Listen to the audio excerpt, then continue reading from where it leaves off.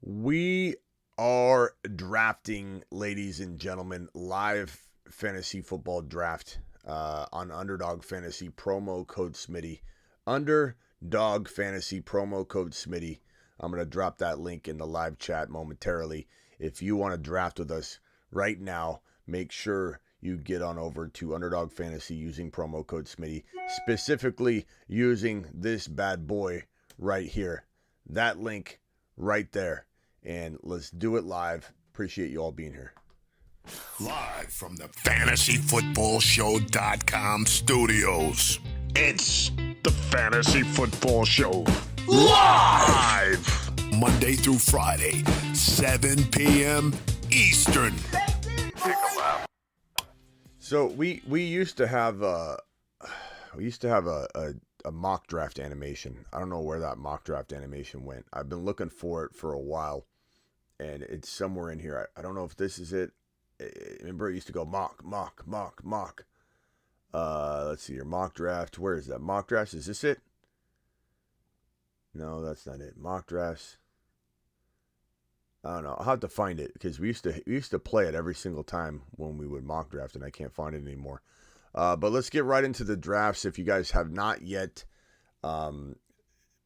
signed up on Underdog Fantasy promo code Smitty, in order to get into the draft, you gotta go do this. Go do it live. So let me click this link here and pin it.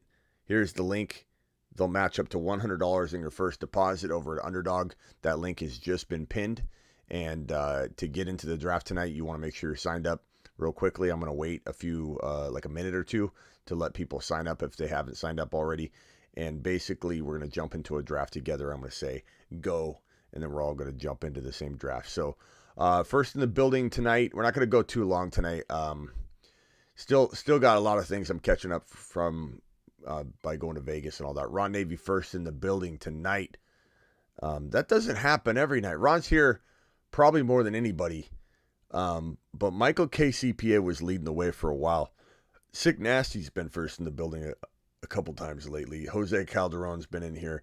Young, my boy Young, is in the house. Thomas, appreciate you. Matt, that boy. Sebastian, Duvall in the house. File on in, hit that thumb up button on your way in the door. Okay, so let me get this this split screen up here. Let me at least hook my phone up here, and then we're going to jump into a draft. So hit that promo code Smitty using that link, and if you are ready to go, we're going to jump in, and I'm going to open the phone lines after the first two rounds like I normally do. So heading into round 3, we'll open up the phone lines. Let's see if I can get my screen here. Where is this? Tell me it's not going to give me a problem tonight. We're going to do Panic Chamber, but we ended up not doing Panic Chamber tonight. We'll do Panic Chamber next week. We'll pick it up next week. A lot of things kind of were changed today and this week due to the Vegas situation. So I appreciate every single one of you that has patience, as this week's a little strange. D Money, appreciate you being in here. Let me see if I gotta hold on a second. I got this camera's whacked. All right, here we go. Let's go Tall View.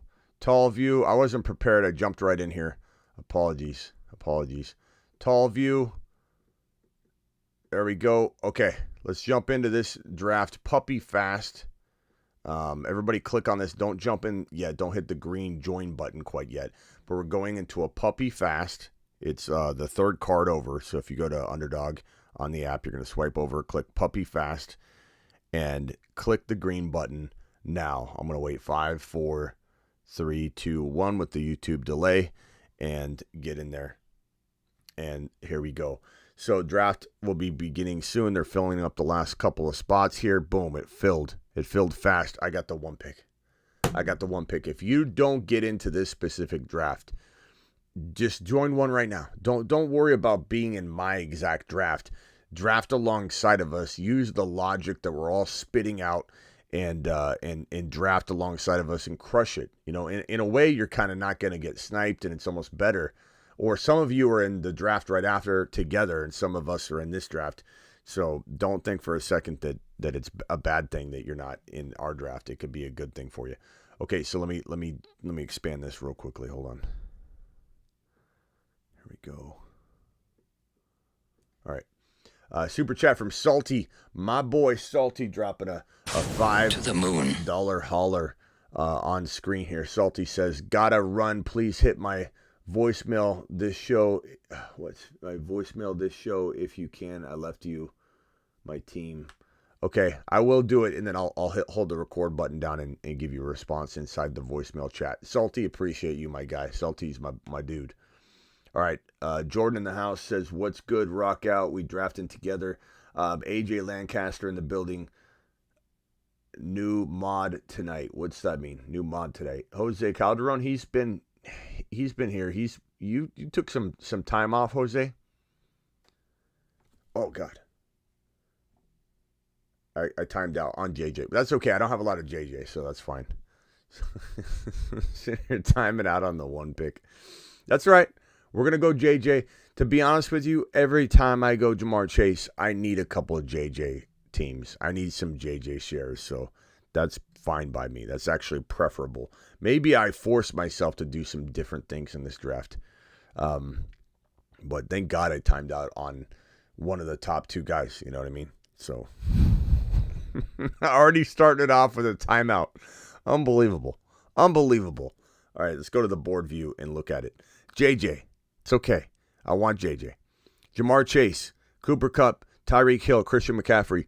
Know that I would go Chase 8 times, 9 times out of 10, but I do draft JJ teams. Like, I want everyone to know I don't just always draft the same team, although I am a big advocate of putting a lot of my eggs in one basket and creating variations of that team. But it doesn't mean I don't do so many teams that I don't like creating alternate variations of those variations and so forth. So Jose said, sure did, was with the fantasy baseball, but it's almost time for football. Got to do research since now, to be honest. Jose, I forgot you were even a mod at this point. Jose in the building, appreciate you. We still going with Swift being RB number 1. Are we still going with Swift being RB number 1? What's that mean, Jose? Definitely doing the stack this year in most of the leagues.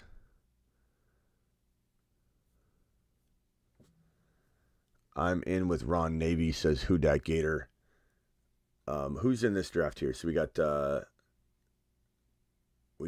let's go over the draft. We got JJ, Chase, Cooper Kupp, Tyreek Hill, Christian McCaffrey, Diggs, Travis Kelce, Austin Eckler, Bijan Robinson, A.J. Brown, CeeDee Lamb, Garrett Wilson, and now we're at the turn picks. Graveyard crew in the house, what's up?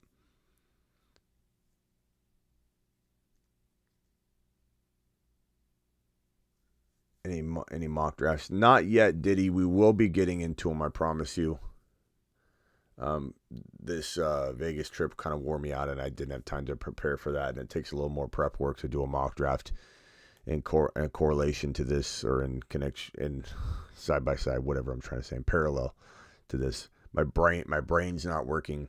I can't even use my words anymore. My body is worn out. That live stream I did, the whole event that I did in the sun, just completely blasted me. And so I'm still kind of recovering from that, but I should be fine by tomorrow. Love the Graveyard Crew, says Sick Nasty. ETN or Najee, says Alex. That's a great question. I think one can argue all sides of that, either side. It's very, very arguable. ETN, I love. Najee is a great value. There's value on both sides of that fence. And to be honest with you, I mean, Najee's probably safer. ETN's higher risk, probably a touch more high reward, in my opinion. Although one could argue that Najee's got more upside. I get it. It's just, it's something that can definitely go 100 different directions. I told people don't draft Jacobs before this news. Let's see what Greg thinks he's doing here. Greg says, I told people don't draft Jacobs before this news.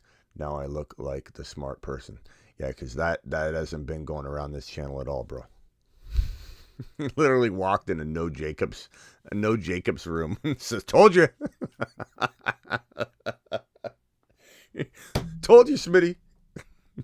Literally the most anti-Jacobs person and anti-Jacobs show you could find. He walks into the wrong room and yells, told all you what time it was. All right. So I've got JJ. I got JJ.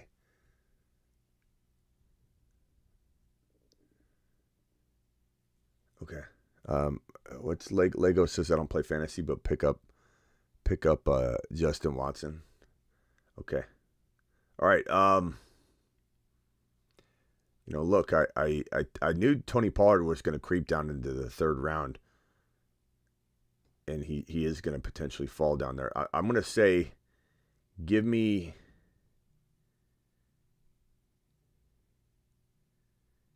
Hurts and give me Tony Pollard, who did make it, technically speaking, to the third round. My team looks as follows: JJ, Justin Jefferson, Jalen Hurts, and Tony Pollard. So pretty balanced little squad there. I feel pretty good about it. I like it a lot.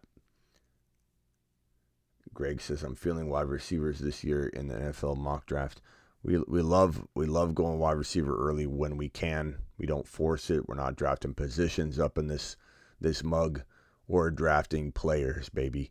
And that a lot of times does have us, going wide receiver early, for sure. Smitty sounds like he's still recovering from Vegas. I certainly am. Not because of any, boozing or anything. It's because of the heat, the travel, the driving, the being in doing a live stream, and you're taxing your mind for 4 or 5 straight hours doing a live. Then it was fun, but man, it wore the hell out of me. I'm feeling wide receivers. He will be our wide receiver 3 this year for the Chiefs, behind MVS and Tony. No, Sky Moore's your slot. Lego, let me handle this, Lego. Hold my beer. You don't even know you're on team right now. Sky Moore just was anointed the slot wide receiver role today. So you could, maybe he ends up getting it, sure. But, this just happened. Sky Moore was just literally knighted. He was knighted right now, today. Trey, I got Eddie Lacy in the 3rd yesterday. Nice job, Trey. Keep doing work, pal. Is this a fast puppy? It is. This is a fast puppy. All right, so JJ, Jalen Hurts, Tony Pollard. That's your boys' team. Jamar Chase, Ramondre, DK. Nice job. Cooper Kupp, Derrick Henry, Patrick Mahomes. Derrick Henry's creeped up into the 2nd round. And right now he's at the tail end of it, but I do believe he's going to go to the middle and then potentially to the top of round 2. And who the heck knows if he climbs into the late round 1 territory. Team number 4 has got Tyreek Hill, Saquon, Josh Jacobs, Christian McCaffrey, T. Higgins, and Breece Hall going to team number 5. Team number 6 is Diggs, Devontae Smith, Josh Allen. Nice little stack there you got going on. Team number 7 has, let's see, am I getting close to my pick? Where are we at? Okay. Team number 7 has Travis Kelce, Jalen Waddle, Calvin Ridley, Austin Eckler, Jonathan Taylor, Keenan Allen, Bijan, Chris Olave, Mark Andrews, A.J. Brown, Devontae Smith, Deebo Samuel, CeeDee Lamb, Amon-Ra, Amari Cooper, Garrett Wilson, Nick Chubb, Lamar, and Drake London. Very interesting squads. Smitty, can you do a draft where you draft 3 running backs in the first 3 rounds? I could definitely force something, and it may not be what I want. I can certainly look at that, but not tonight. But I'll certainly try and do that for you soon. Just remind me before a draft. The Scott Fish Bowl is a perfect example. That team that I drafted in the Scott Fish Bowl is a phenomenally built squad, where I have, here's my squad, and this isn't all of it. We drafted a couple more rounds, but this is what I started with. I took Fields, and then I went 3 straight RBs, and Saquon, Gibbs, and Kenneth Walker. Now, mind you, it's a super flex. Mind you, it's a 0.25, so quarter point per rushing attempt. Mind you, it's a tight end premium, and all those things combined. And so, to get those 3 RBs, Barkley, Gibbs, and Walker. No, I'm not worried about Barkley holding out.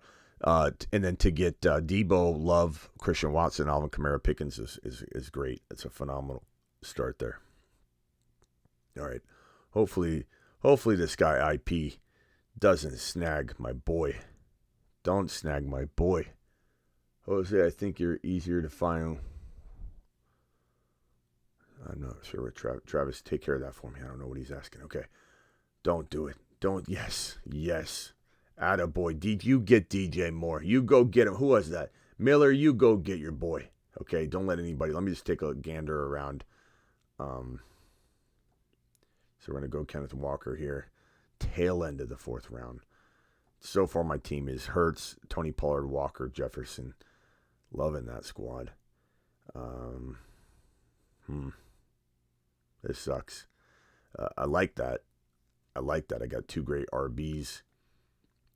I'm running out of time here. The wide receivers just thinned out like crazy.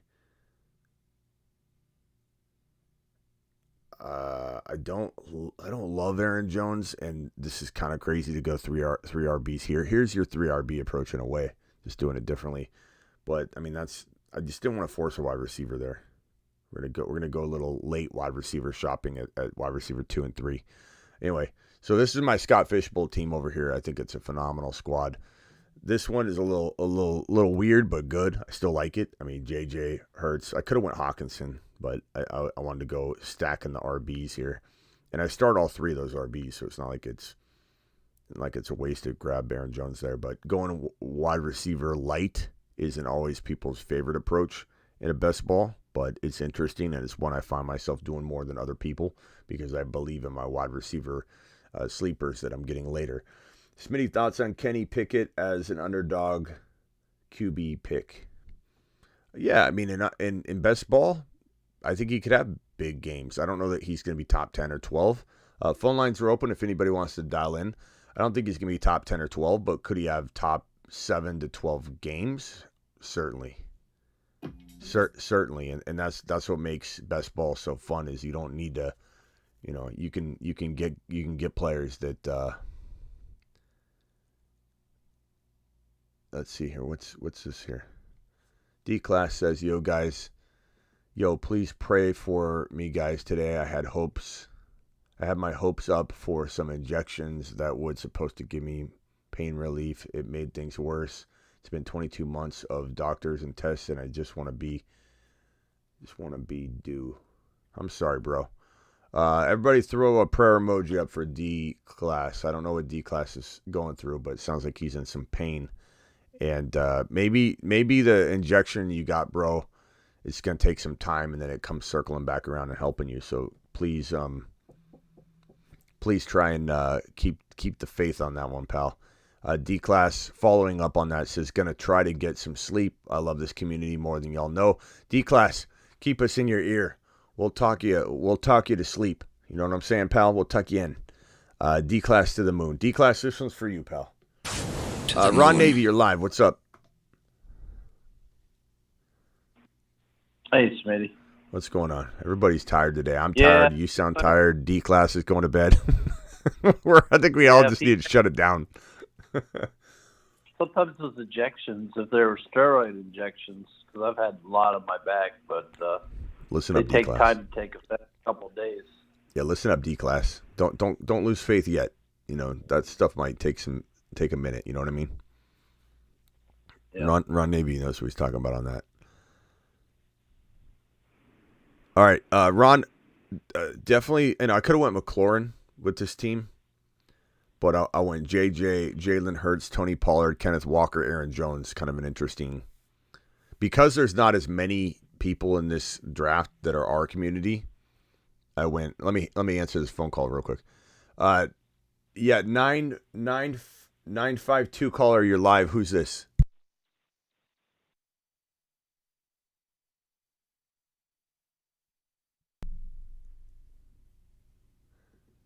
(952) caller, you're live. Who's this?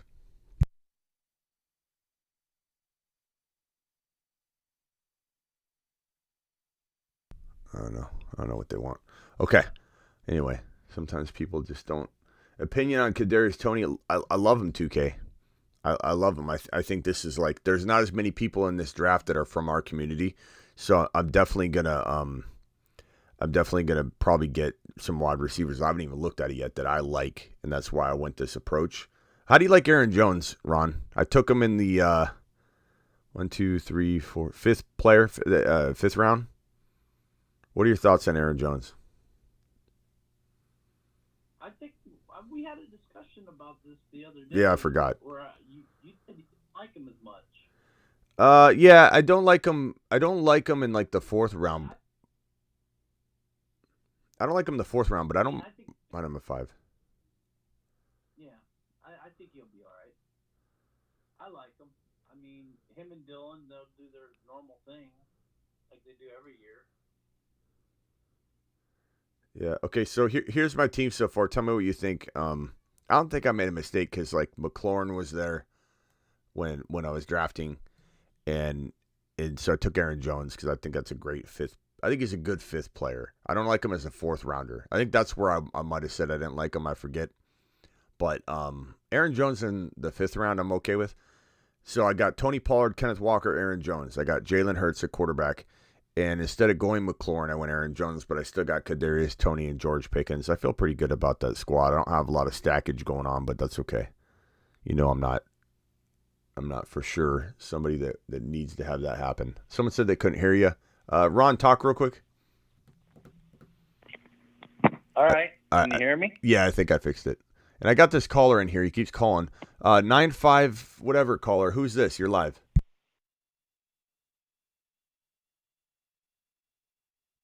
All right, what's your hot take? Mike Williams over A.J. Brown? Yes. Okay, what makes you think that? Because Mike Williams is a beast. Oh, yeah? Yeah. Okay, cool, man. Good talk. Yep.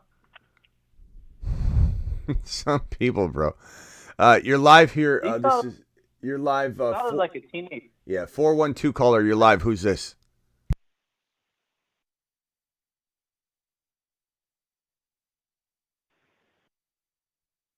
"412 caller, you are live. Who is this?"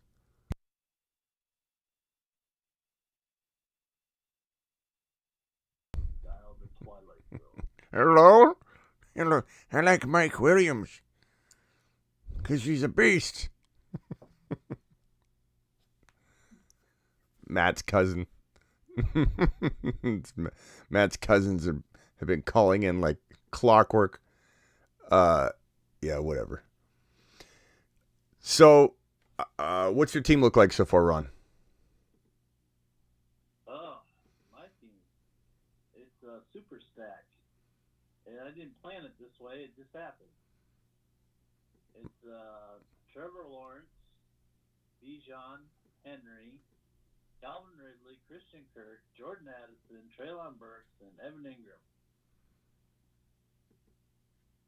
Not bad. Not bad.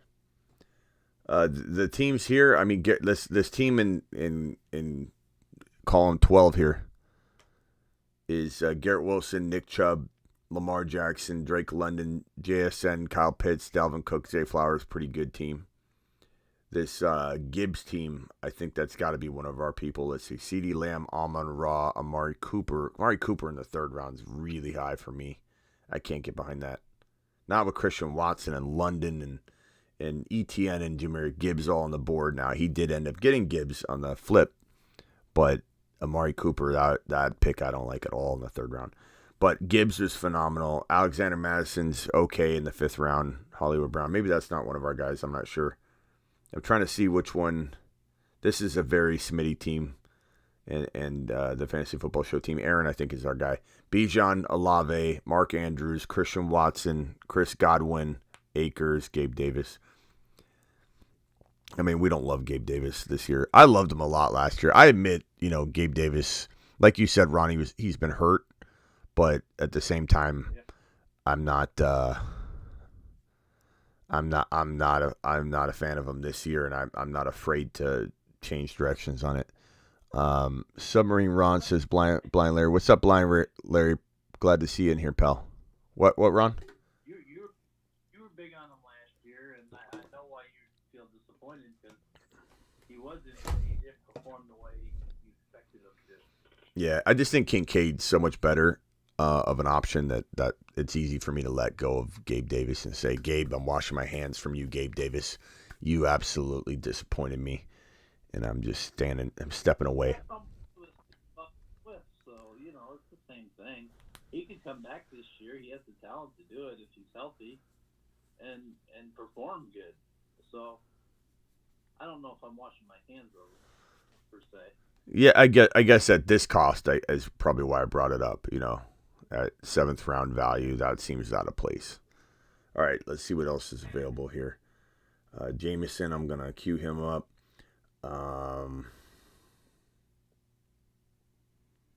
Sky Moore is really interesting given that I have Tony. Go to RB real quick. Looks like Kenneth Walker's gone.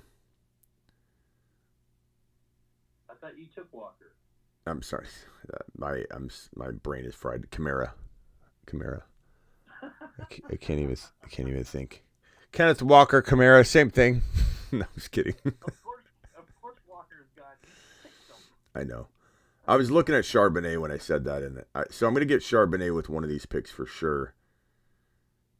Let's see here. Before I time out, I was going to take him. I hate to assist in his higher ADP by taking him at pick number 96 instead of 97, but it is what it is. Marsman Rock Out's dialing in. Let me hit that. What's up, Marsman Rock Out? What is going on, pal? Not much. Right now, I'm getting monkey in the middle right now. This might be from left and right. Yeah, this is a little early. I took a Okonkwo because I don't know if he's going to be there on the way back. But my squad so far feels pretty good. What do you think about this squad, Rock Out? Hurts, Pollard, Walker, Aaron Jones, Charbonnet, JJ, Kadarius, Tony, George Pickens, and Okonkwo. I've drafted better, to be honest. Bad. It's nice, but I drafted better for sure. Should I give you a rundown of mine? Can you guys hear the callers now? I'm sorry. Yeah, go ahead, Rock Out. All right. Quarterback, Richardson, Dak Prescott.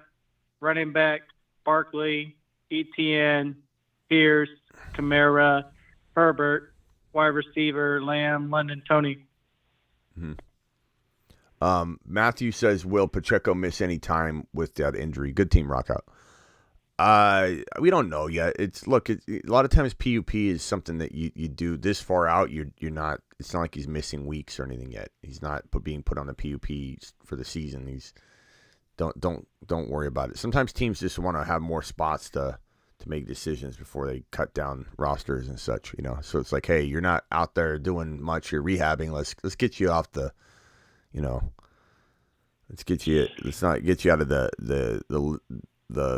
I don't know. I can't even speak right now. I don't even know what I'm saying. I'm like Denny. Remember Denny calls in and goes, Smitty, I don't know what I'm saying right now. I feel like whatever Denny's diarrhea verbiage, his I don't know, jostled diarrhea mouth. Somehow I caught it just being around him because now I can't even speak. I come back and now I can't speak. Denny, where are you? Call in, Denny.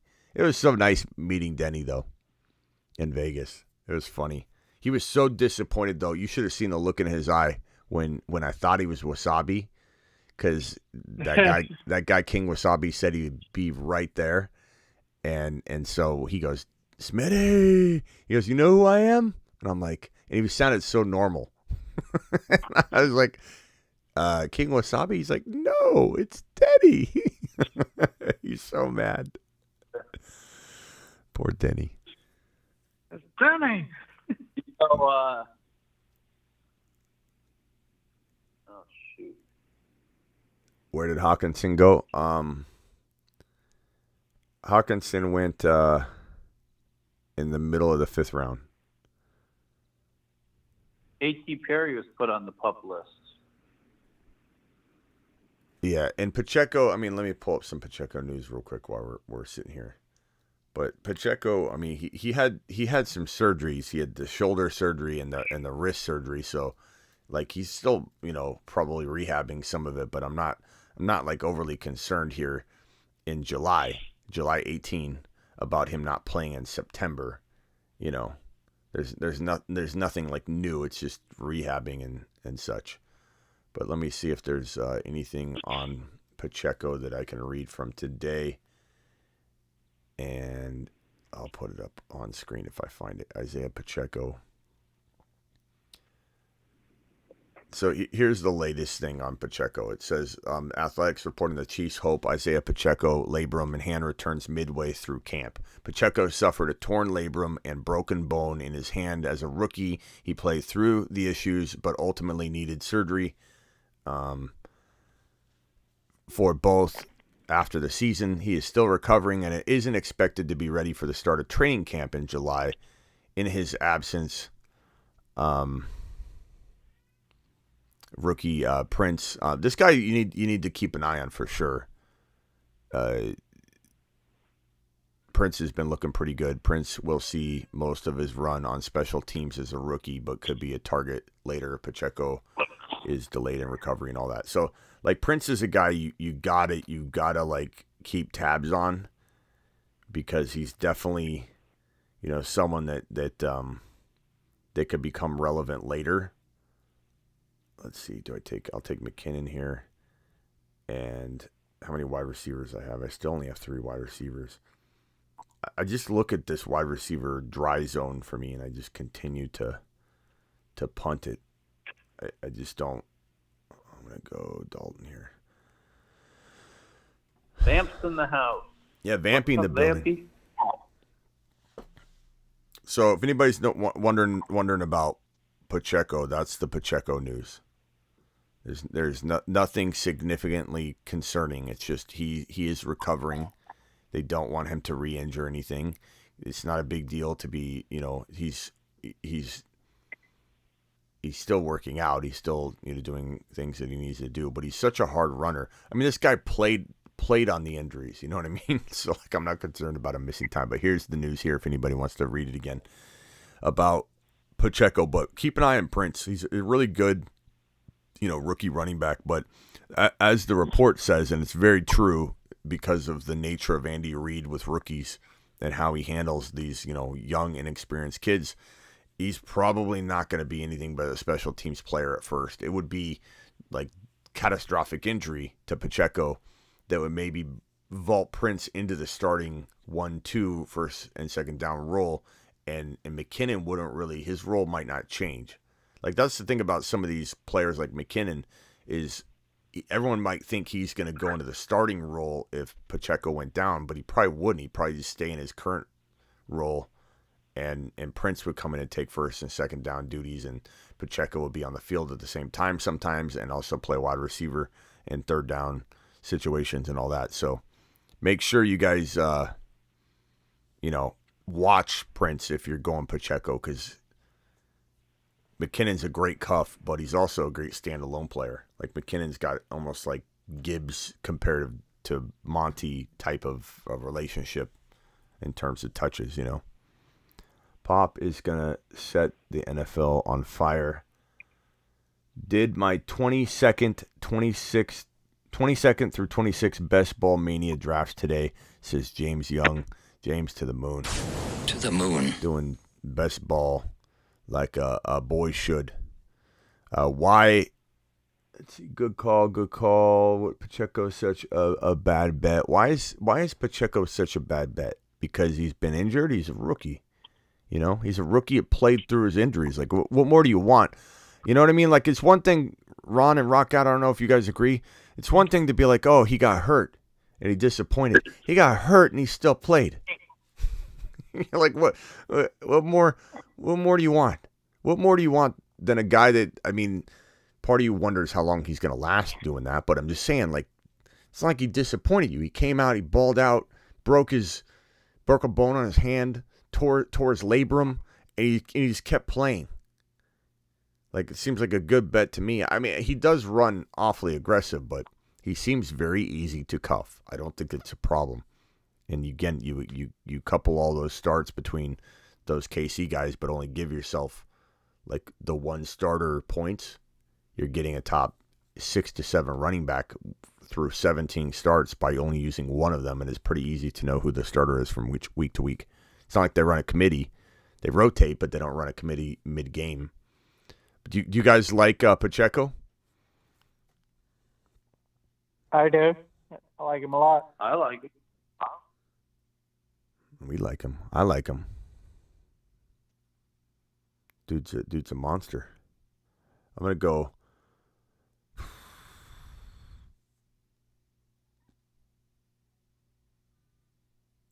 Let's see here. Rashee Rice, Jaden Reed, or Tim Patrick right here.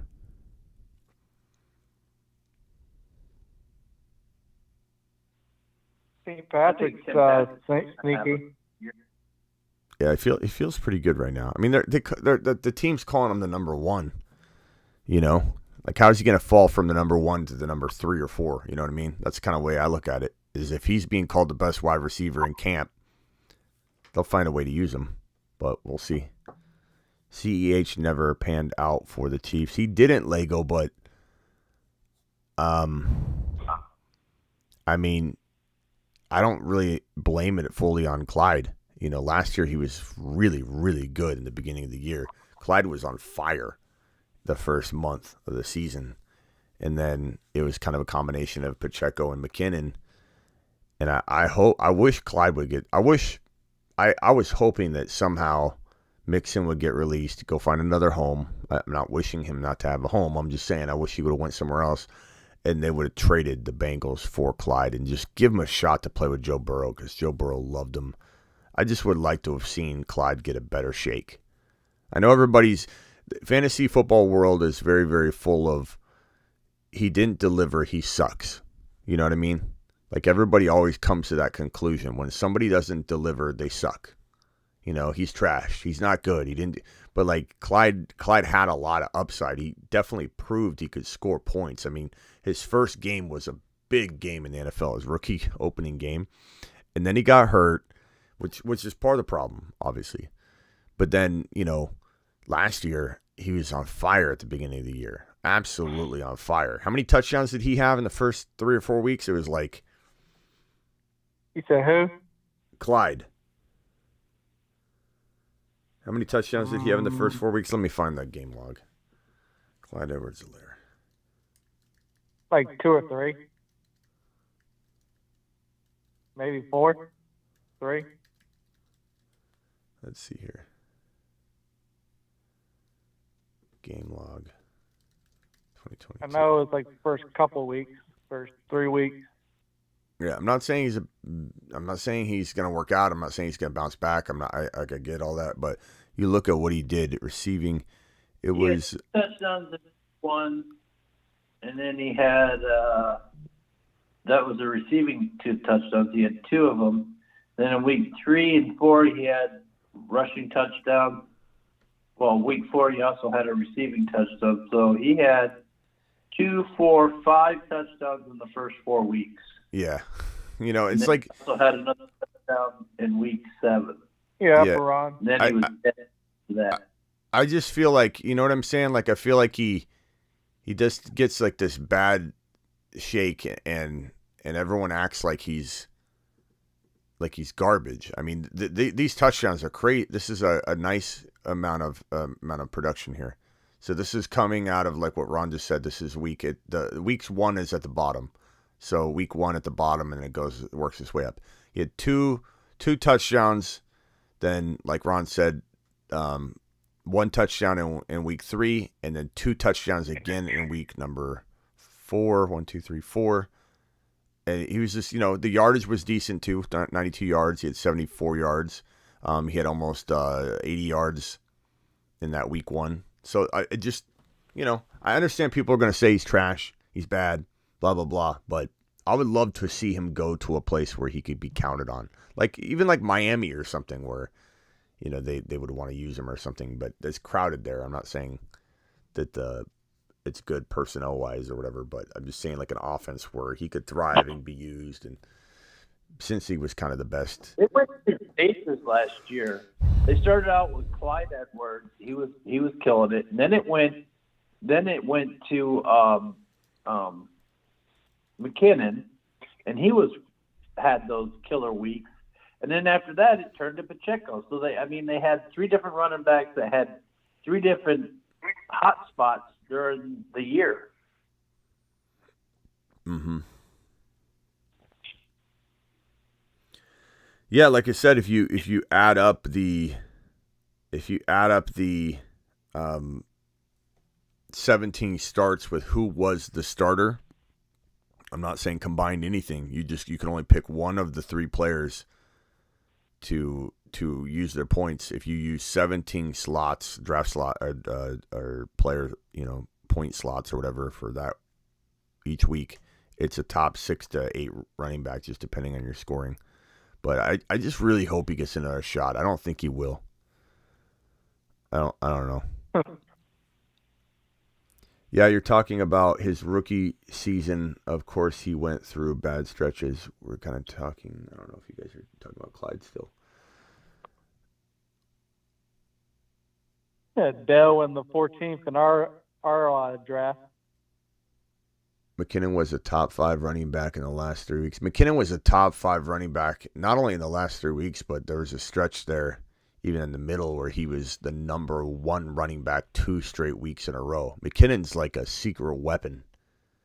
I love McKinnon, but he's definitely a huge injury risk, and you can only take him, like I took him in this draft here, you can only take him in certain territories where it's safe, like where I took him. He's my 1, 2, 3, 4, 5th running back. Like, I like that. That's not a problem at all. And in best ball, you don't have to decide when to play him. When he decides to have a big game, boom, insert it in.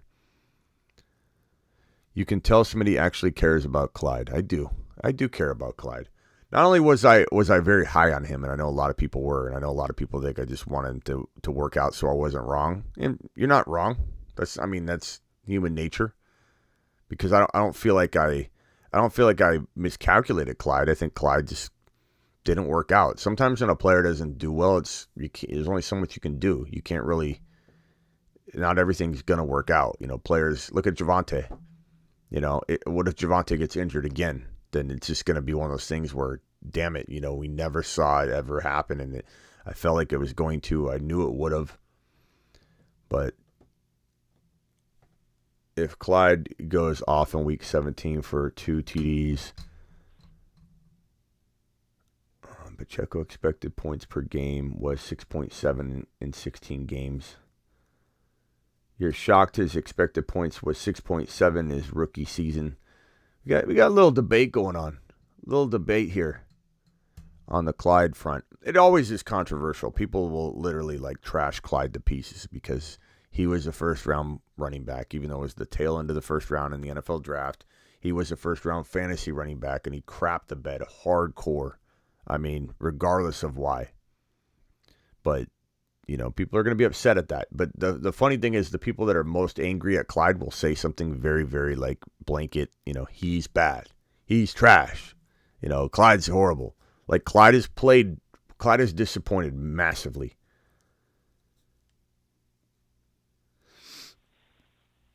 But you know what else though? It's like Joe Burrow, and this is a ridiculous statement. Just like when Romeo Dobbs says that Aaron Rodgers doesn't feel like Aaron Rodgers left at all or whatever because Jordan Love's playing the same. And we all agree that most of us agree that Jordan Love is going to be a lot better than I think most sites and most shows and most content creators are assuming he will be. I think he's going to turn heads, but Dobbs is saying, this is a great quarter. This is as good of a quarterback as Aaron Rodgers. I can't tell the difference. You got Jair Alexander saying that he's the best quarterback in the league, Jordan Love, and you got Tyreek Hill saying that Tua is better than Mahomes in some categories. And we know these aren't all true statements. These are guys backing their boys, which is great, which is you respect it. So I say all that to say that when I mention what Burrow said about Clyde, we got to understand the context. Rock out. But Joe Burrow was once asked who is the best college football player in college football during the time when he was still in college and he's coming into the pros, and he said Clyde Edwards-Helaire.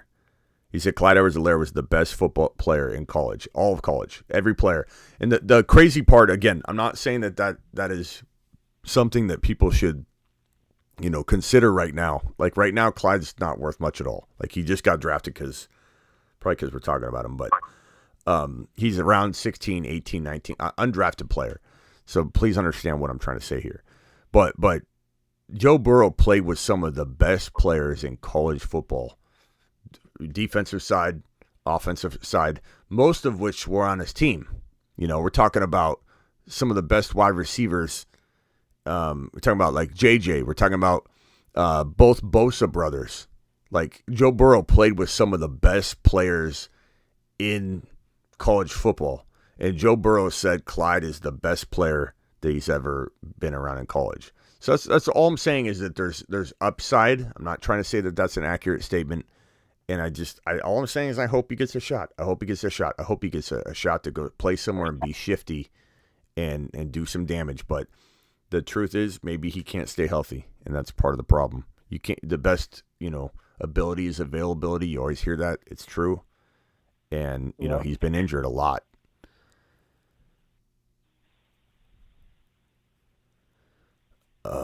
You think Zamir can be valuable if Jacobs actually sits out? Okay, so let's get this out of the way. The odds Barkley sits out. Let's go around the room here. The odds that Barkley sits out, I'm going to say, are close to 2 or 3%. And when I say sit out, I mean he sits out like week 1 and then comes back at some point. I think it's next to 0% that he would actually sit out the entire season. But could he try and make a statement? Could he try and say, look, I'm going to actually put a dent in this thing. I'm going to come back in week 2 or 3, but I want to literally take a stand for the RB. And if it costs me a game check, 2 game checks, I'm going to make a statement. I think it's a 2 to 5% chance he would miss like a small amount of time, but that's a very, very low percentage. I think the odds are very, very great that he misses the beginning of camp because these RBs they're in some sort of like group text right now, which is going to be great if somebody gets a hold of this group chat somehow. I have a feeling we're going to see something, a screenshot where someone's going to let it slip. But the running backs in the NFL have created some sort of group chat, like a text chat or something, or maybe it's WhatsApp or maybe it's Snapchat or whatever. And I can only imagine what's being said in it. But I bet you they're banding together the best that they can. And it wouldn't shock me if Jacobs and Barkley are both in agreement, like even, that, hey, we're going to actually, miss some time and really try and make a statement. So let's assume they both are out for, let's just say it's guaranteed that they're out for the beginning of camp. Ron, percentage chance 0 to 100 that he misses week 1. Because that's what really people are worried about. I mean, holding out increases the likelihood of injury, but let's ignore that part for now and just say percentage chance he misses week 1. I say 2 to 5. I say 2 to 5%. Very low. I'd say 5%. How much? And I think he might miss more than week 1. I think he's going to make a statement, and I think he's done. And I think he's done in New York. He's excited. I wouldn't be surprised if he did come back. He gets an injury that's not really an injury. It just sits there. He supplies 40% of their offense. Did you say 95%? Did you say 95%? Yes, I did. 95% that he. Ron, we're not even. If we add your percent to my percent, we get 100. Well, there you go. That's my feeling, and I don't blame him one bit. I mean, I don't. And you know what? I don't blame him. The Giants are a bunch of morons. The Giants, that organization, and they deserve every bit of it. He should sit out. He should, because they did not do what they needed to do. You know what? They were talking earlier. I heard a conversation earlier, and they were talking about this, right? And the thing is. To give the guy a couple extra $1 million, like $3 million or whatever, they get like almost $100 million, or what was it? No, it's 20-some million dollars a year just in parking alone is their revenue, parking revenue, just to park the cars. And they can't afford to give their 40% offensive running back that they have no chance to make the playoffs without they can't afford to pay him, that's a bunch of crap. Yeah, I hear And you. what kind of player is, if you were in his shoes, would you want to play for that team? Would you even give a crap to play for that team? Would you give 100% for that team? So as far as drafting Barkley right now, I'm off of him because, you're not going to get 100% out of him. Why would he?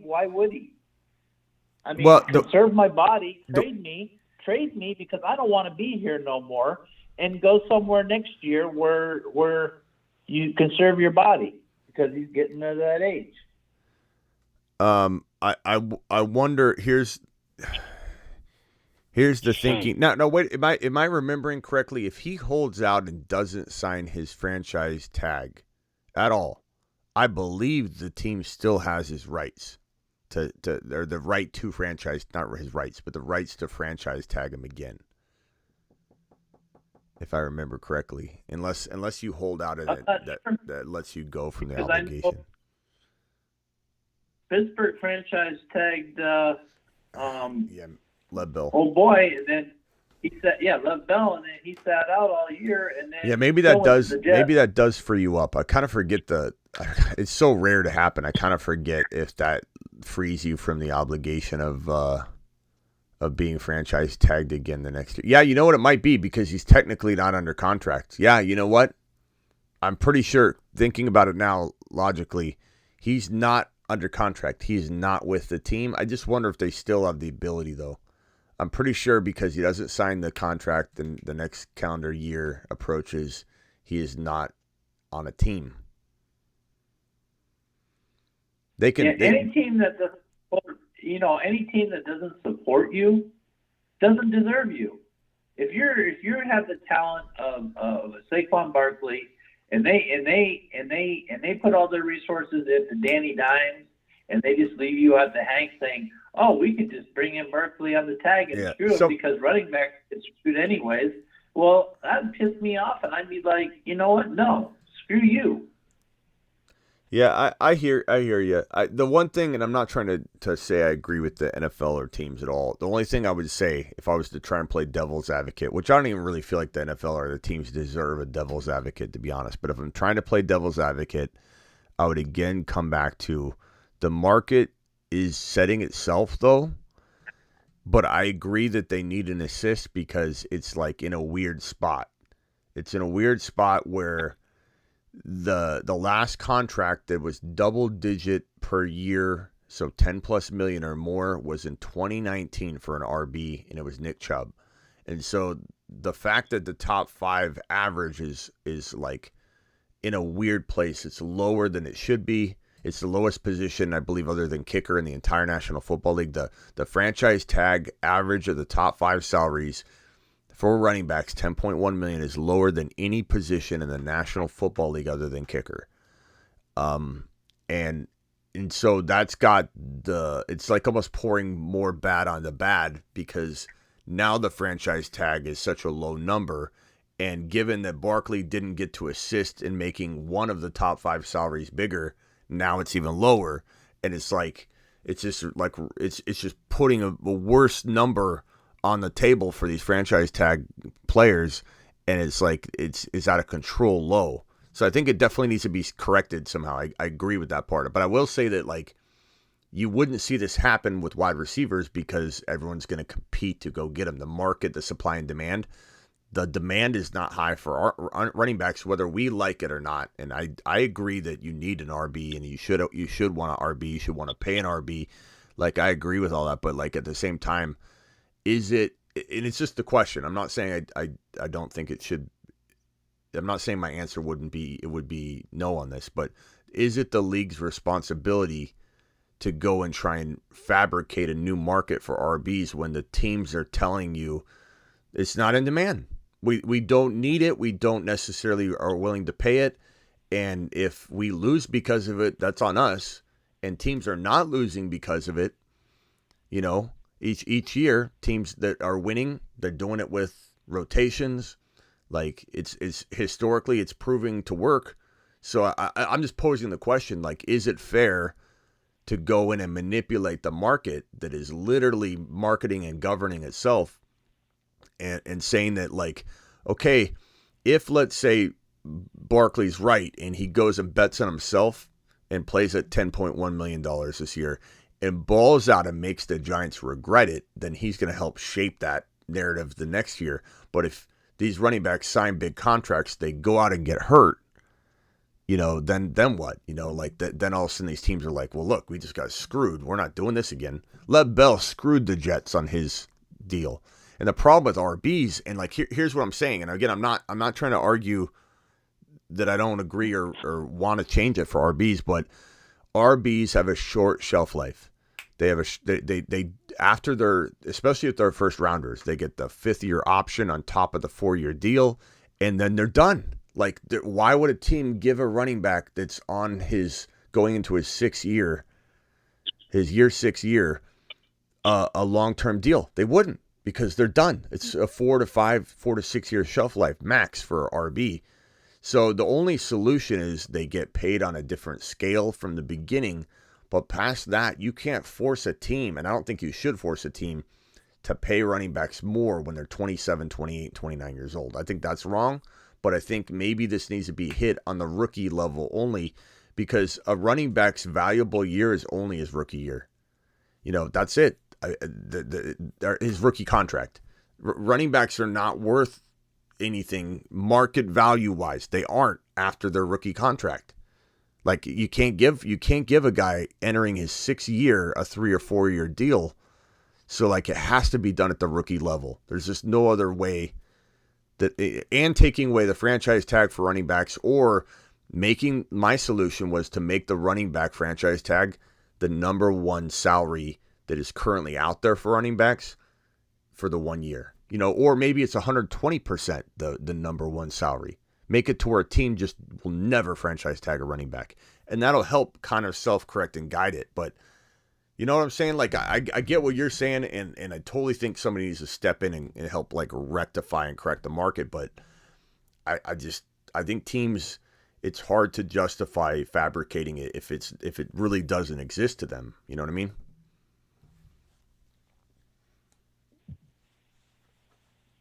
Here's the thing, right?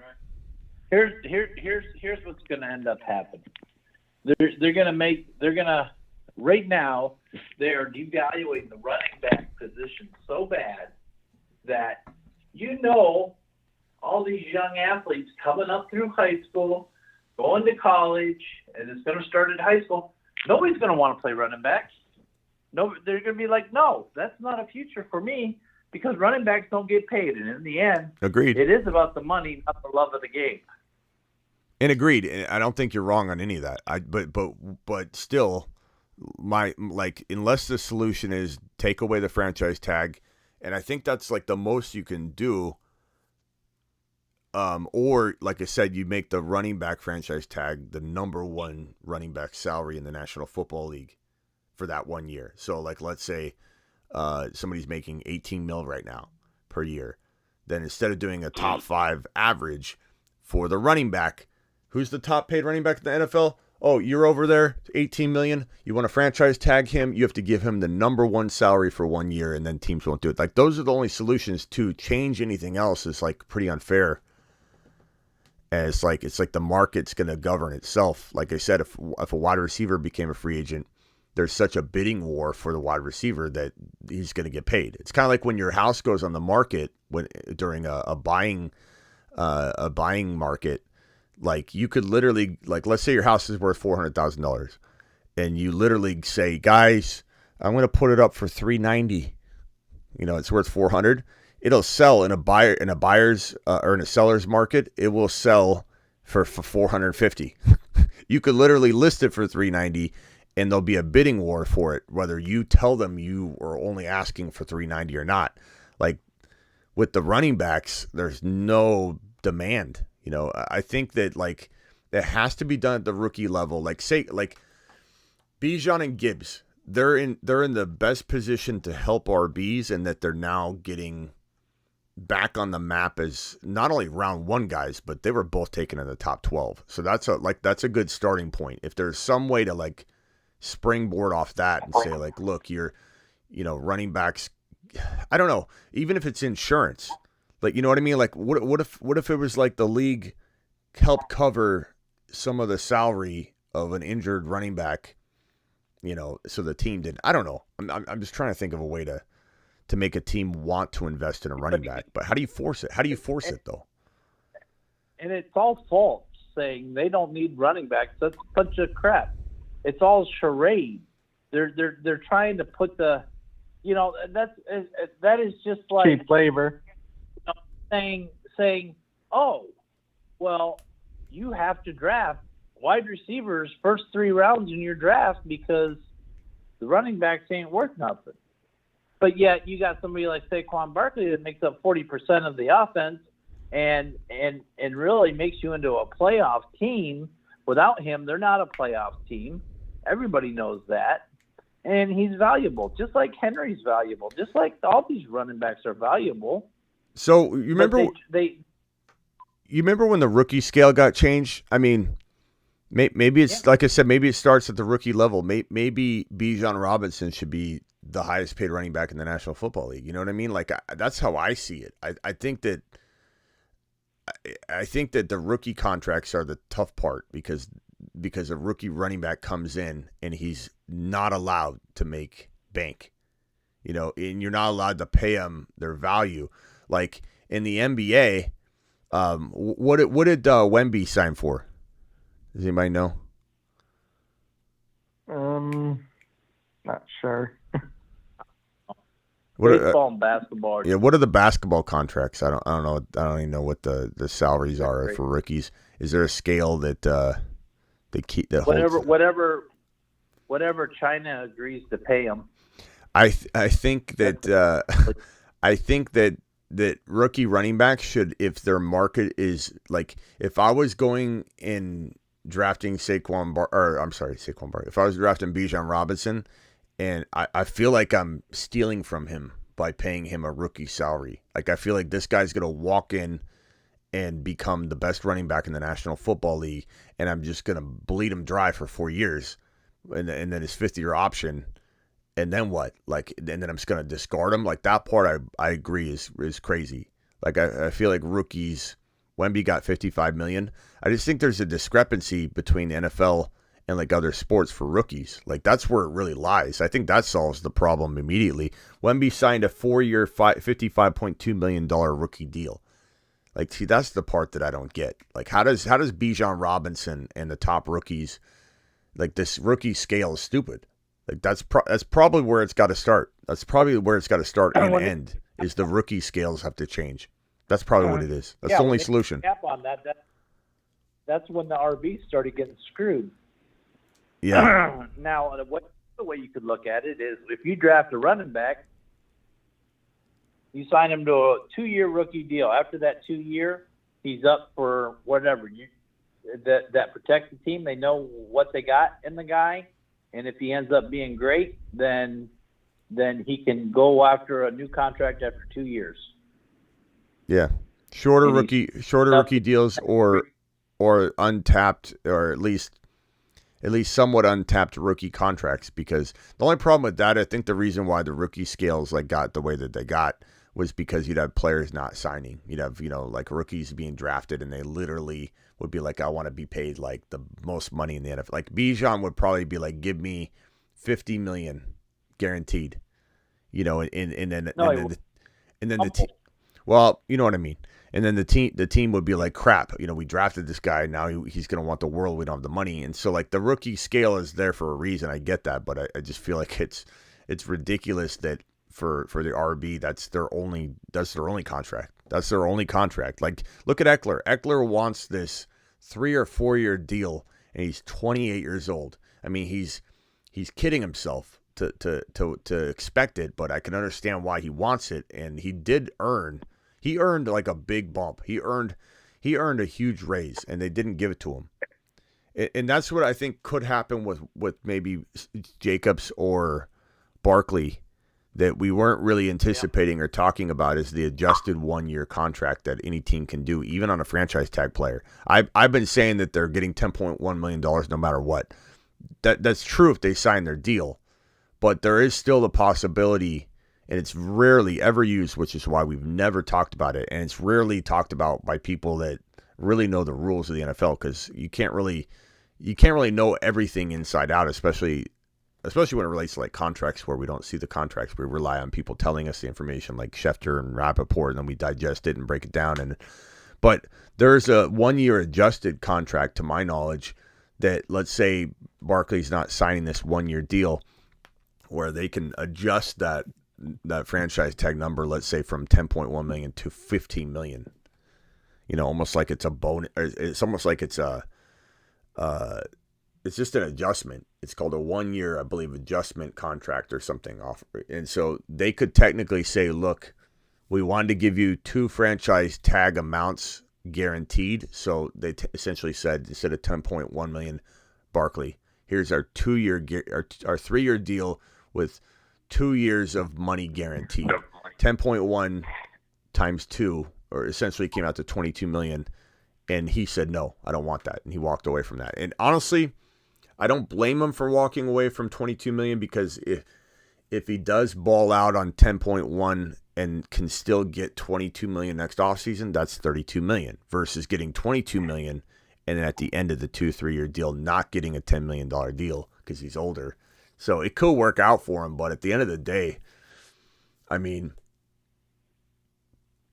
I think 22 million is hard to pass on, especially when you can kind of help assist the running back market by signing that contract. Barkley not signing that contract, and I understand he wants more, he deserves more. By not signing that contract, he in effect also hurt the running back market, because now there's yet another contract that's not on the books that's over $10 million per year for the RB position. So now the franchise tag is going to be screwed again, versus trying to help get it above 10 million.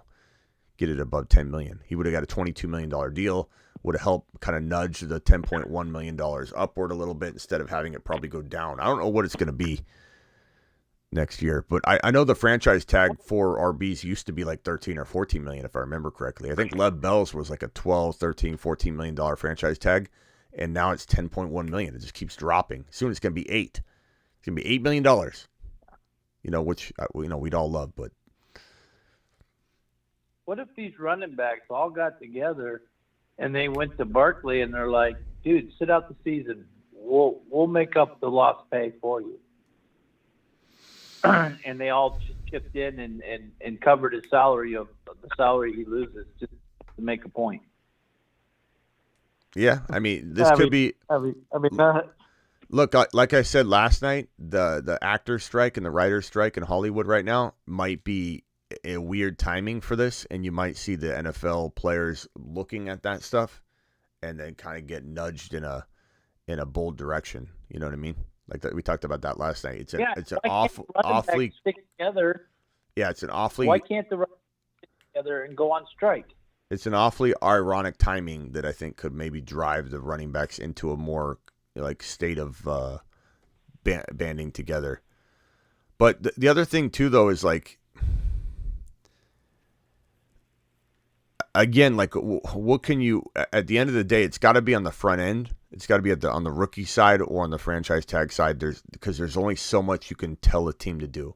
You could do, if anything, if you think about it, if you put some parameters in place about paying rookies, if you draft a rookie in round 1, you got to pay him more money now. Now no one's going to draft a rookie running back in round 1. And then if you put, it's a delicate thing because you can always circumvent the new rule, and be within the confines of it, of the letter of the law, but somehow circumvent it. And it's going to be hard to force a team to draft a running back high, because you can't tell a team that drafts a running back in round 3 or 4 that they have to pay him $10 million a year, or if let's say that the rookie scales changed. So you'd have teams literally no longer drafting RBs in round 1 or 2. And so I don't know how you could even fix this problem if you tried, other than making rookie contracts shorter.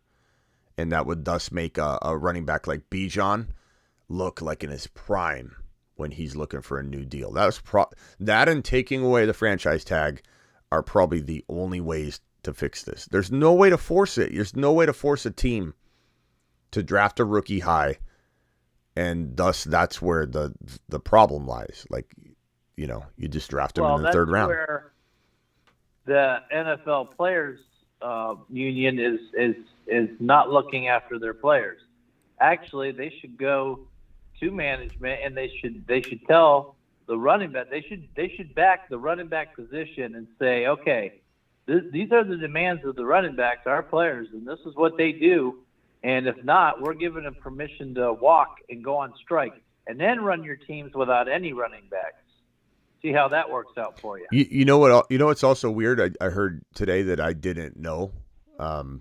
Jacobs drove down to the facility, or drove down to the facility, or the league office, or the team front office is probably in the stadium, whatever, and sat in the parking lot during the final hour of the 4:00 deadline, just in case he got a call that to come in and sign.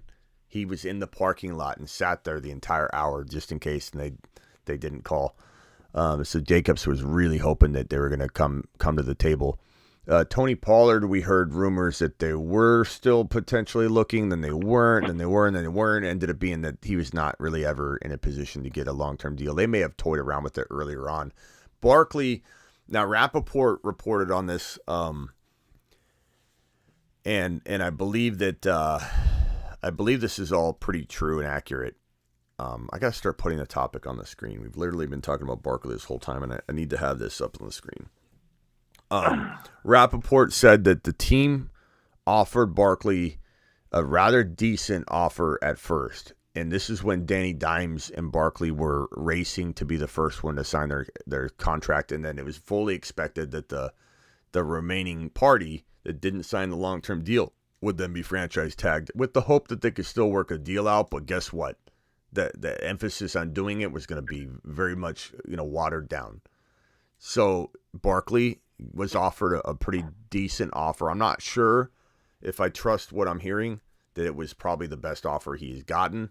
I don't know if that's accurate or not, because we don't have the details. We just hear a bunch of people, saying this and saying that. But when he turned down all those offers, they came back and they offered him something else. They took another stab at it. He turned it down. And then they went ahead and signed a contract, a long-term deal with Danny Dimes. And then that put the Giants in a position to where they're less interested in getting the other part done. They're going to franchise tag Barkley. He's playing at $10.1 million. Barkley knew that was the risk if he didn't come to an agreement beforehand. And they were actively going back and forth. So they're trying to work with him. And I'm not positive on this, but it feels like the reports are suggesting that the Giants had just didn't come as strong as they maybe were earlier, and I'm not positive on that. So I don't know, some of it, I'm not saying I blame Barkley if that's the case, but I mean, he knew that if he walked into this after Danny Dimes got his deal, that it would be a lot harder to get the deal done. So, I don't know if they were offering him 14. I heard they were giving him $14 million a year, or 13 or 14 and a half, something like that.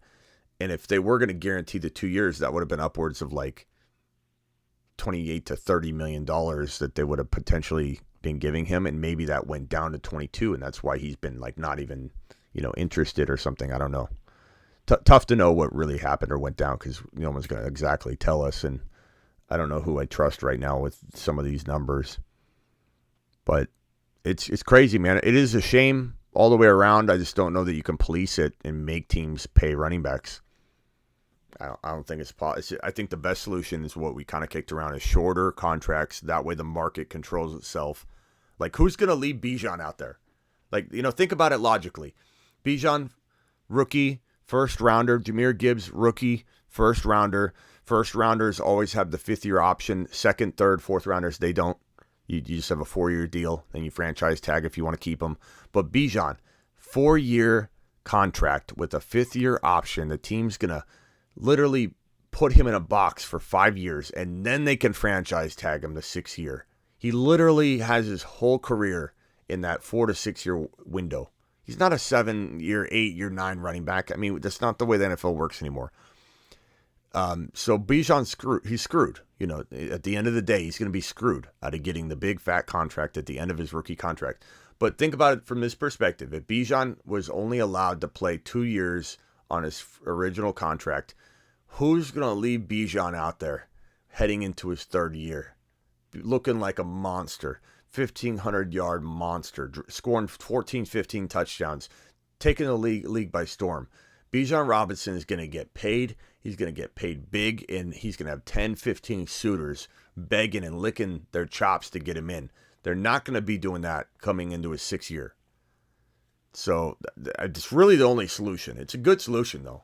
Shorter rookie contracts really impacts teams, though. Teams are not going to go for that, and you don't know how you can force that. How do you do it with just running backs, too? That's really unfair to the other players in some way. No, it's not, because the other players aren't restricted. They aren't being held back like the running back position is. And you don't know what these owners are talking about in their owners' meetings. I mean, they all collude. They all get along, and they're all like, hey, listen, we're going to suppress the running backs because none of us want to pay running backs. So everybody will make a pact not to pay the running backs and keep them low. So, they could be doing that. You don't know. It's going to – hell. You know what's going to happen, though? If, let's just live in imaginary land for a minute. Let's say that we could make a decision right now and hit a gavel and make it so. Oh, really quickly, Jay, are you still here, Jay? I'm so sorry. All running backs, when they get the ball, take a knee soon as they're handed the ball or catch a pass and send a statement to the league to value running backs. That'd be hilarious if every running back just took the ball and punted it into the stands. Jay, are you still here? Hopefully you saw me read that. I'm sorry, bro, about the delay. It's a funny idea. But okay, let's pretend we have the magic wand, Ron, and we can take that wand and we can say RBs now get 2-year deals only with no franchise tag, no third-year option. It's 2 years, and that's it. Maybe they can match Ron in any offer or something like that. But let's say that was it. Now you're gonna have players like Debo going, I'm a running back. you're gonna have everybody and their mother going, but I'm an RB. I'm an RB now. And everyone's gonna try. There's always gonna be some problem that arises from some solution. But Apparently, Debo was trying to get paid. Do you remember when Debo was trying to get paid? There was talk that the Niners were potentially wanting to pay him running back money because he was playing running back. And I, some of that was just people, I think, I don't know. I don't know if any of it was accurate, but it wouldn't surprise me with the Niners. But like, you took, 42% of your, work at the running back position. We're going to pay you 42% of your money. We're going to scale it back to the running back costs of doing business. Oh boy.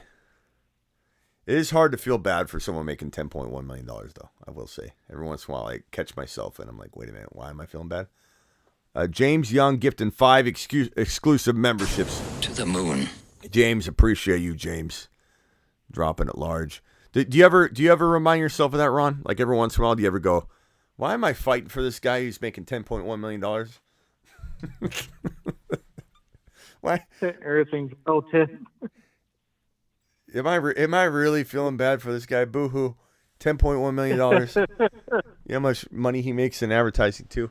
Maybe I don't know. There's got to be a little solution. Yeah, they're not seeing that $10.8 million because after they're paying their agents and the taxes and everything else, they're not making for as much wear and tear that their bodies go through more than any other position, except, the linemen. The linemen, they get the most wear and tear, obviously. But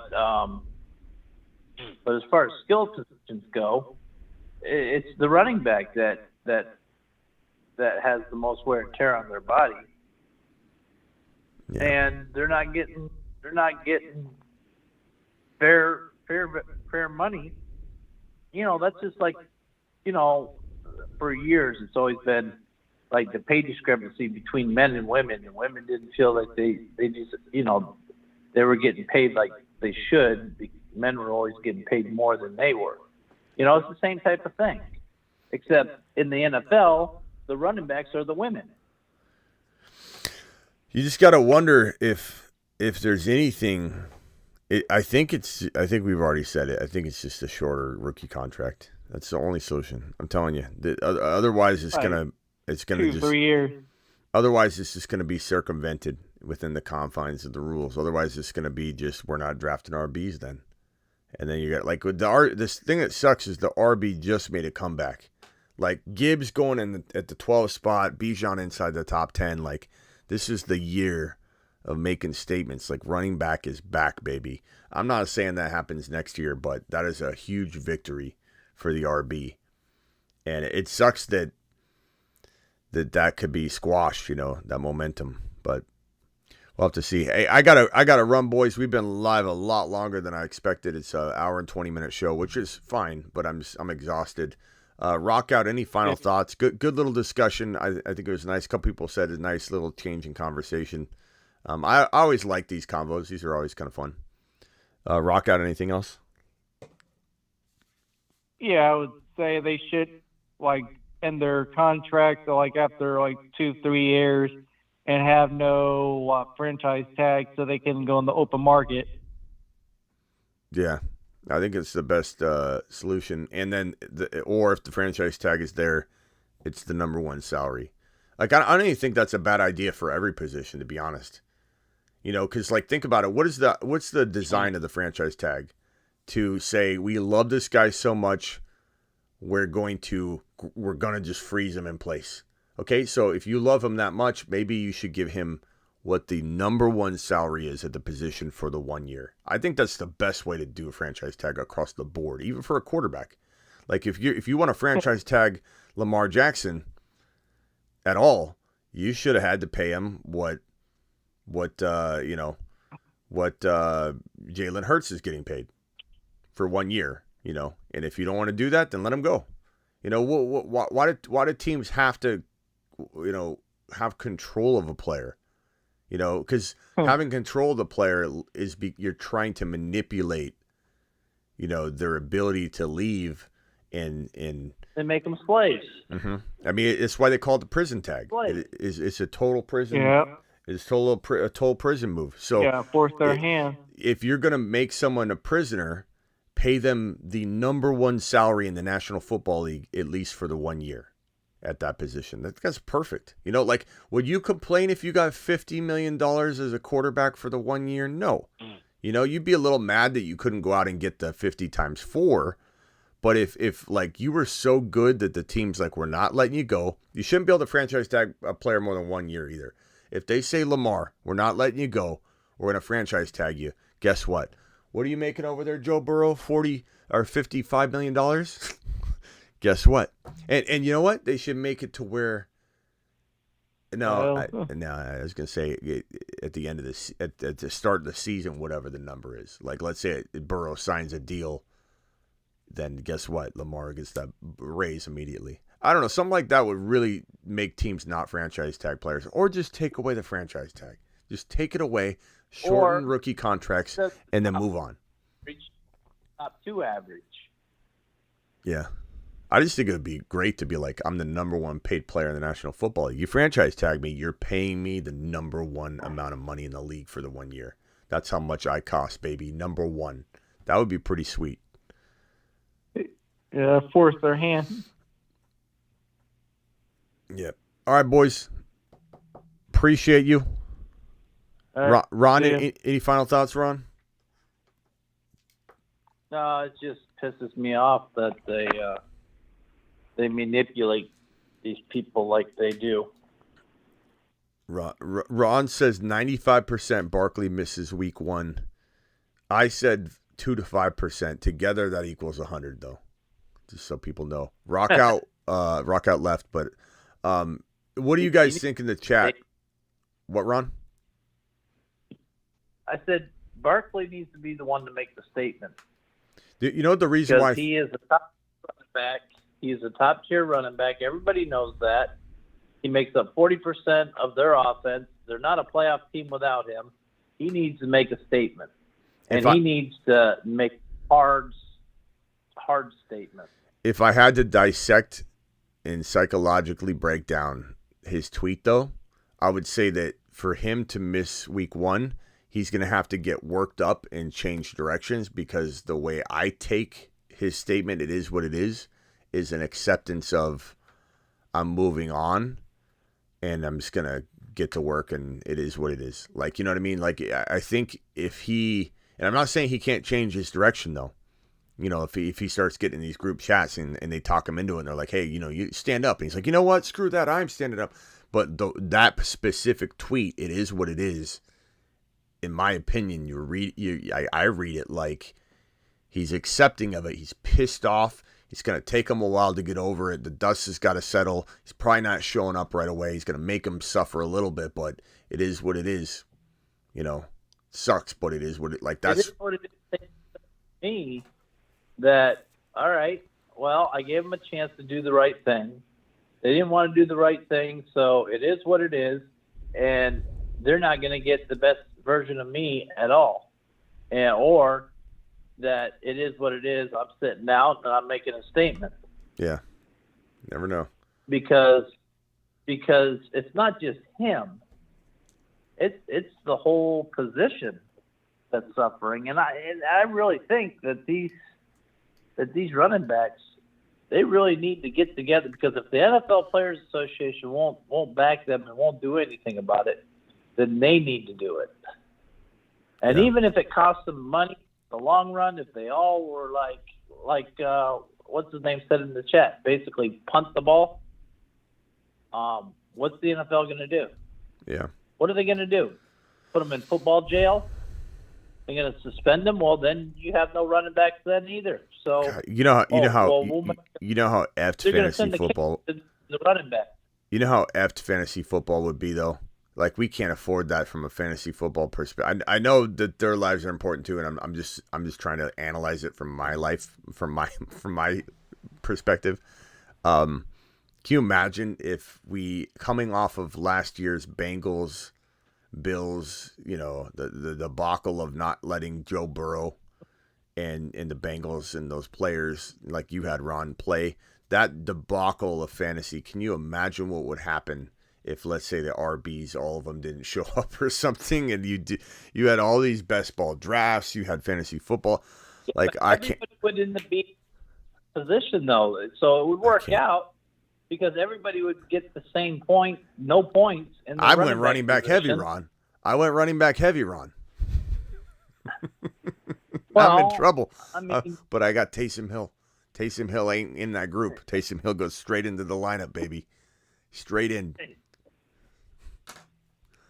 All right. I mean, what you say, it is what it is, right? Yeah, it is what it is. Boy, that would flip fantasy upside down, and I don't know what would happen. All right, Ron, appreciate you. I'll see you tomorrow. All right. I'll see you later today. Yeah, same thing. All right. Well, it's not tomorrow for me. Tomorrow for me. All right, later. All right, later. Mason, let's see. Mason had this voicemail. Okay, for running back, I've got Pollard, Ramondre, Pirine, and A.J. Dillon. And for wide receiver, I have Olave, Watson, London, DJ Moore, Dotson, Elijah Moore, and Tank Dell. And I play 2 running backs, 2 wide receivers, 2 flexes, and 1 super flex. Okay, so this guy wants to know if he should trade. Here was his original question, Mason. This is Mason's original question. Committee just got offered a trade here. I got offered Calvin Ridley and DeAndre Swift for Drake London in a Superflex Dynasty League. Okay, so I would like the chat to help weigh in on this one. So this guy wants to potentially acquire Ridley and Swift for his London. So Ridley and Swift, it's a Dynasty League. Ridley's got 2 years left, but I don't know that we can give him like a ton more, you know? He's already kind of risky for 1, but I love him. Ridley looks good. He looks quick. but he's getting Swift, and Swift's questionable long term as well. But he's so good at wide receiver, and I don't want to say he's bad at running back. He's got Pollard and Stevenson. So Pollard and Stevenson doesn't necessarily need Swift. Swift is going to go probably on his bench at first, I imagine, because he's got a stacked wide receiver room. He probably wouldn't be downgrading London into Ridley for year one. So he's getting the running back depth. It's a tough situation. You know what I mean? Like he wants the running back depth. He needs a little. For running back, He needs a little. Ramondre, Pirine, Hold on. and AJ Dillon. He needs a little running back depth, and he's got so much wide receiver depth. It's something to consider. Ridley's got Trevor Lawrence. Ridley could drop an absolutely amazing season. Like there's a chance that Ridley outscores London in a decent by a decent amount of points. I'm not saying London can't outscore him. I love London. You guys know I love London, but Ridley could have the better 2023 and maybe even 2024, and he's got the offense and the quarterback that can support that. So I don't know. Like part of me feels like it depends on the league. Do you think the league is going to be around forever? If it is, then London's probably your better long-term option. You're stacked at wide receiver. You're good enough at running back, and will Swift even, what if Swift ends up being a bust? I like Swift, but what if he ends up being a bust and you get rid of that long-term value in London? The chat is saying keep London. Swift is too risky. Keep London for Dynasty. Drake, stacked wide receiver room. Keep London. Yeah, there is a chance, but we're not playing redraft. I'd rather upgrade London to somebody better. London plus something for the upgrade. Too risky, says Ron. You know what I would say? I would say in the end, bro, I would turn it down as much as I love Ridley. There's still a lot of risk in Ridley. Enough that no need to crowd his roster with more players for the short term, says Joseph. My boy Reebok in the building. Reebok, appreciate it. Reebok, how you enjoying the show? Like you were I think you were maybe a little bit skeptical when I met you in Vegas, and I told you about the show. You hadn't really watched it. Are you enjoying the show, Joseph? Do you feel like this is something that gives you something to listen to? It's good communication. There's a lot of banter back and forth. The phone lines are open. First of all, I don't think you've called yet, Joseph, but that's okay. You don't have to. But I just want to make sure you're having a good time here, Joseph, and let us know, Reebok, if this is the show for you, if you're pitching a tent here moving forward, because we love having you. I love seeing the guys I met in Vegas in here. It's awesome. It was a good feeling knowing that they're frequenting the live stream again. And Reebok's been a great addition. Reebok, let's send Reebok to the moon. To the moon. My boy Reebok. I just want to know if you really are thoroughly enjoying the show. Ridley all day, says Live 85. Damn, y'all must love London, says Eric. Steve agreed if I move London. Here's what I think. God,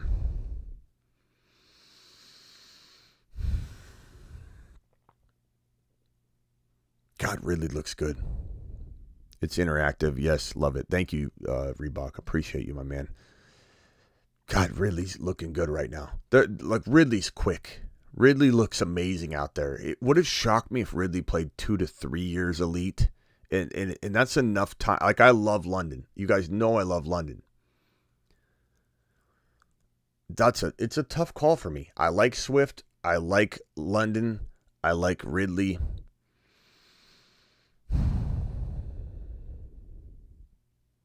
Boy.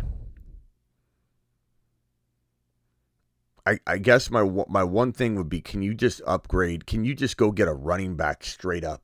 You know what I mean? Can you go get a doubted Kenneth Walker right now? Can you go get a doubted ETN? People are worried about ETN. His value's been slipping a little bit. Can you get a Jahmyr Gibbs somehow? Or I don't think you'll get Bijan, but can you get a Jahmyr Gibbs somehow by giving up, your RB plus one of your like 4th or 5th wide receivers? I just wonder if you can get a better deal that's more fitting for your team versus like you're doing like a lateral trade to get an RB that you might not even start to potentially maybe downgrade your long-term wide receiver value from Ridley to London. And it is a downgrade long-term because Ridley's an older player, that has, the 2 years left, we hope, but we don't even know if he's got the 1 year left because the guy sat out a long time and there's cobwebs on him, and he looks fantastic. But we've seen this happen more often than not, where a player is on a hiatus and they come back and they're not elite again. I feel like he's going to be, and I just feel like you're taking a sidestep into this situation. And I haven't recorded all this. I'm going to tell Mason real quickly that this is going to be waiting for him here. Let me see if I can leave a message for Mason. Hey, Mason, and if anybody wants to be a YouTube or an Instagram voicemail leaver, you just go to my Instagram, The Fantasy Football Show, and you can leave a voicemail by just clicking subscribe. It's $4.99 a month, and you can do daily voicemails if you want. Otherwise, you just call on the phone line. But look, Mason, at about, I'd say like an hour and 30 minutes in, roughly, is when I started talking about this for about 5-6 minutes straight. So go watch the replay for the full effect. Thank you, Mason. What's up, Big Jim? Give me London. Give me London. Give me London for the reasons that Reebok's even saying. It's 8 to 10 years. It's 8 to 10 years. It's a decade. London's a decade. That's a decade of football. Swift, we don't know. Swift's got 2. Look, I wouldn't be shocked if Swift busted and just was nothing. But even if he's of value, he's on your bench. You're trying to force him into a lineup that you probably can't get him in, because your wide receiver depth is crazy good. And there's no way you're sitting Stevenson. There's no way you're sitting Tony Pollard. So at the end of the day, you're trying to find a way to play Swift.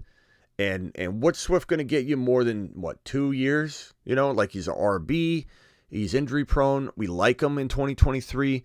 In Dynasty, it's kind of a different story. I don't mind him. I've traded for him in Dynasty before with teams where I'm in very, very big need of running backs. You might want to do this trade in that sense. Like maybe you can give up a future pick or something to go after an RB. Pacheco's interesting. He's very injury prone too, but he's an interesting running back you go after. For me, you're doing a lateral trade that's unnecessary, and it's very weird. It almost makes both of you worse. That kind of trade. I go after a Kenneth Walker straight up using a wide receiver. I go after a Jahmyr Gibbs using a first round pick and a wide receiver. Those are the things you need to do. That's my final answer. I'm going to say no. Smitty disapproved on the trade. You've just been Smitty disapproved. And of course, Mason, you haven't been Smitty disapproved, but the trade has been Smitty disapproved. So on that note, I am out of here. Appreciate every single one of you in here. Thank you for all the super chatters that we had tonight, especially on the earlier show. We had Salty, Chopper, we had Matthew, we had Jay. Appreciate you all. Salty, did Salty leave me? He says, Smitty, I gotta run. Please hit my voicemail this show if you can. Salty, did you leave a voicemail in the group? Because I don't see one in here. Unless you're Mason, Salty. Are you Mason? I don't know. I don't know that Salty left me a voicemail. Okay. All right. Appreciate you all. I'll see you tomorrow. And we will... Jay dropping a super chat here. Jay says, all running backs when they get the... Oh, no, I already read that one. Okay. I'm out of here. On that note, I'm going to leave you with Law Dog Milk and Trevor Lawrence. Trevor Lawrence season is upon every single one of you, whether you like it or not. A lion lives among us, posing as half man, half lawman. His golden mane is reportedly 6 feet long and is bathed in milk. That's right. His marvelous mane grows longer with each breath he takes. Legend has it that if you say T-Law in the dark in the bathroom 3 times, you lose your league instantly. Conspiracy fanatics have linked his triangle bone structure to the ancient pyramids and alien theory.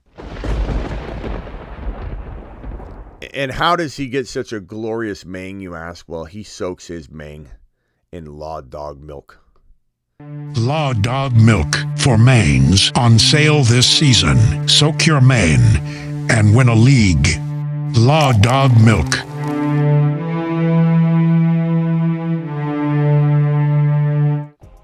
I will see you all later. Oren says, Smitty, would you get Watson or Ridley? Ridley 3-4 round, 3/4 a round ahead of Watson. I love Ridley in 2023. I like both of them. I think there's arguments to be made for both. I want both of them. If I've got 2 leagues side by side, later, Ron, appreciate you. If I've got 2 leagues side by side, I'm doing Watson in one league, I'm doing Ridley in the other. There's no way I'm gonna not go one direction, or go one direction and not the other. I want both. You know what I'm saying? So my answer is equal. It just kind of depends on, I guess, where you're at, because there's certainly, drop those triangle emojis. This man, Law Dog, he's got the shape of a triangle. He's a gem, absolute gem. It just depends on the flow of the draft, because you're right, Ridley's going higher, so, is it worth the reach? Depends on the flow. I wish I could give you an exact answer, but sometimes there's not an answer. I could force it, but I'm not going to lie to you, pal. Shout out to Smitty Chat and the Mod Squad. Thank you, Peanut Butter and Waivers. Live 85 says T-Law to the moon. That's right, young man. That's right. Peace out, everybody. Appreciate you.